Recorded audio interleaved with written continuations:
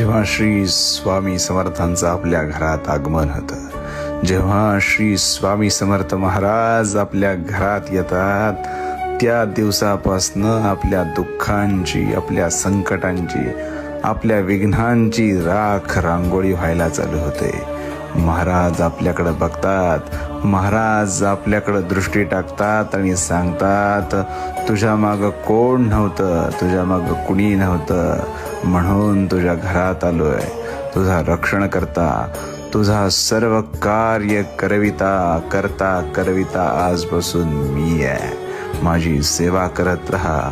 ह्या सेवेचं फळ तुला एक दिवस असं मिळेल की तुलाच उमगणार नाही की तू काय मिळवलंयस. सगळ्यांना मिळवण्यापेक्षा मला मिळव. मी सदैव तुझा रक्षण करता होईल. श्री स्वामी समर्थ.